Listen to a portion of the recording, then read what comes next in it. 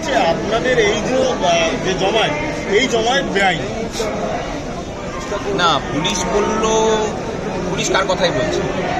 প্রথম কথা হচ্ছে যে জমায়েত করা, মিছিল করা, শান্তিপূর্ণ আন্দোলন করা, এটা সংবিধান আমাকে মৌলিক অধিকার হিসেবে স্বীকৃতি দিয়েছে। মানুষের এটা গণতন্ত্রের মৌলিক অধিকার হিসেবে স্বীকৃতি। এখন হাওড়া পুলিশ কমিশনার সেদিন প্রেস কনফারেন্স করেছিল। হাওড়া পুলিশ কমিশনার সংবিধানের উপরে যান কিংবা উনি অন্য কোনো সংবিধান মানেন কিনা সেটা জানা নেই আমাদের যেটা যে অভিযোগ আমরা অনেকদিন থেকে করে আসছি, যে একটা প্রবণতা আমরা লক্ষ্য করছি যে এই রাজ্যে সংবিধানের ঊর্ধ্বে উঠে সংবিধান প্রণয়নের প্রচেষ্টার মধ্যে দিয়ে আরেকটা দেশ তৈরি করার প্রচেষ্টা। তার অধিকর্তারা কীভাবে এর বাইরে থাকবে?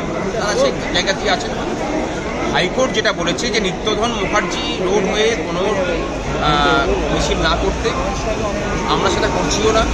আমরা যে আবেদন করেছিলাম সেই আবেদনের মধ্যে কোথাও নিত্যধন মুখার্জির রোড দিয়ে আমরা মিছিল করবো তার আবেদন ছিল না। সুতরাং হাইকোর্টের রায়কে উল্লঙ্ঘন করার কোনো জায়গা নেই। আর পুলিশ প্রশাসনকে কোনোরকম বাধা প্রদান আমরা করছি না।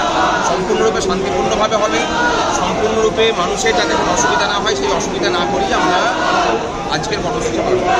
আপনার ভয় পেয়েছে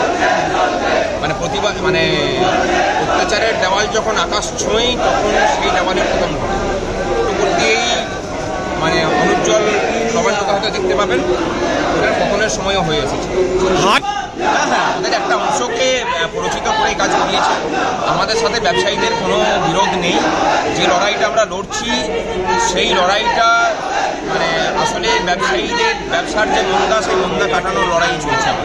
মানুষের হাতে পয়সা গেলে সেই টাকা ব্যবসায়ীদের কাছেই ঘুরে আসে। আমরা সেটা লড়াই লড়ছি।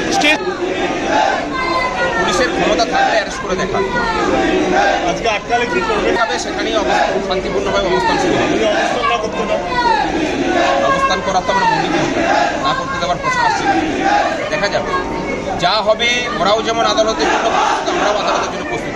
এইটুকু কথা বলে রাখছে ক্যামেরার সামনে, ওরা আদালতে যাওয়ার মতো হিম্মত দেখাবে না, পারলে পরে সেটা করে দেখাবে। আমাদের দাবির মধ্যে প্রথম হচ্ছে যে 6 লক্ষ যে শূন্য পদ, সেখানে স্বচ্ছতার সাথে স্থায়ী নিয়োগ। এসএসসি 2016 সালে যারা পরীক্ষা দিয়েছিল তাদের সকলের ওএমআর প্রকাশ এবং যোগ্যদের তালিকা প্রদান, সমস্ত রকম বকেয়া দিয়ে মিটিয়ে দেওয়া, অস্থায়ী কর্মচারীদের স্থায়ীকরণ, নারী সুরক্ষার বিষয় এবং প্রতিহিংসামূলক বদলিকে বন্ধ করা।